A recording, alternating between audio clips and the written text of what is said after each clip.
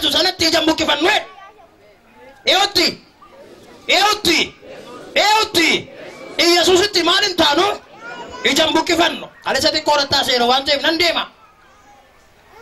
Inni gammachuu fuula isaa dura jiru sanaaf jedhee fannoo irratti du'uu isaatiif yeelloo isaa irra ga'ee homaattu tuun lakkaa'in obsaan fannoo irratti du'uu hin danda'e ergasiis gara mirga teessoo Waaqayyoo taa'ee jedha.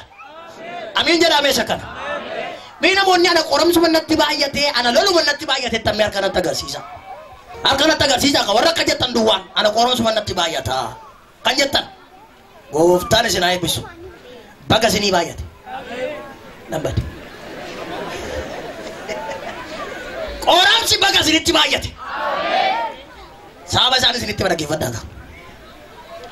Yoo lama qoramte lama moota. Yoo sadii qoramte sadii moota. Yoo shan qoramte shan moota. Lolli kee kudhan taanaan moo'ichi kee kudhan. Abee ya nama yeroo hundumaa lolli sitti baay'atu ati gammadi waan baay'ee dura kee jira jechuudha. Namni isa kanatti gammade yaamiin jedha ta'e. Namni Yesuusitti amane gubaa'ee kana keessa jira. Unkaan tajaajilu miti Yesuusitti amanuu keetiin qoramte akkas irra jiru beeki. Bunaani abbaa gaangee waaman attam goona gaangee kana bowwaa keessa buuteedhan. Bowwaa keessa buutee abbaan gaangee finyootti kaanii maalitti kaanii keessa ol baasuudha dhamdhaan akka jedhe. Egaan akka gootanii erga isheen sun aduutu isheen waraabee siyaatu siree fayyaaduma ishee waalaa'e. Abbaa gaangee takka jedhama. Hundumtu akaafaa fudhatee hundumtu doomaa fudhatee abbee dhufee biyyootti gad naqa. Gaangeen gaafa isaa itti naqanii ol utaaltee irra dhaabatti. Asisitti naqu hin tole dubbiin jetti gaangeen abbee. Ol utaaltee irra iyyaamiin jedhimiyaatti. Jarra waan ofitti naqu isheen ol baatee irra dhaabatti. Jarra waan ofitti naqu isheen ol baatee irra dhaabatti. Itumatti naqanii gaangeen fuula irratti kataaf. Barana sittaan nima utuu isaan si awwaaluudhaaf boollatti. Biyyoo sitti naquubsi eegaa jiranii Waaqayyoon si baasa iyyaamiin jedhime namni tokko. Namni amatu iyyaamiin jedhime maalooti. Haalleluuyaa. Galata kennitaa Yesuusii dandeesse.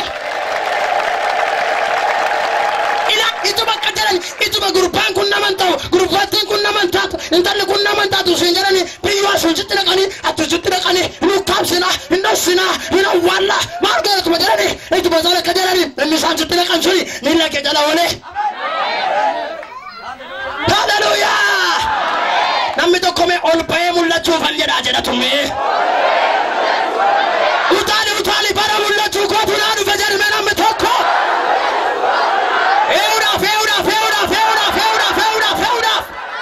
Nama haalli dhosse, nama rakkinni dhosse, nama namni dhosse, nama firri dhosse Waaqayyo baasee mul'isa jechaa jira.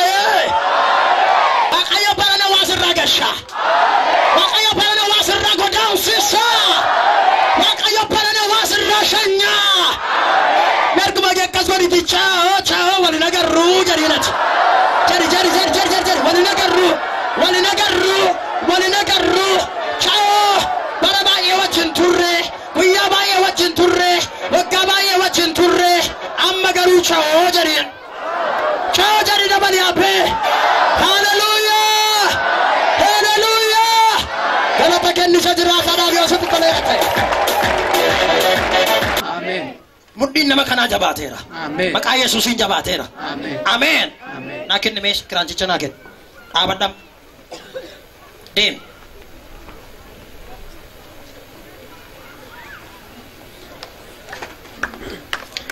Yesuusin galateeffatu akka maal taatet.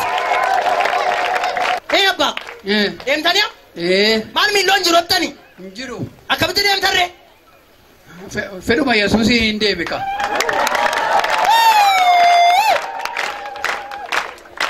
Ishini kana malee deemtanii hin beektanii? Ishi.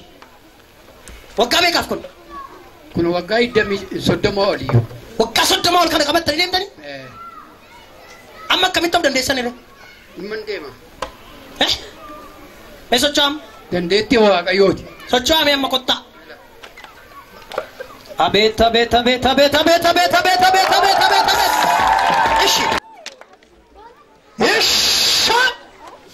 Namni Yesuusin jaallatu jira gubaa'ee kana keessa. Namni Yesuusin hojii isaa arge. Ana argeera kan jedhu.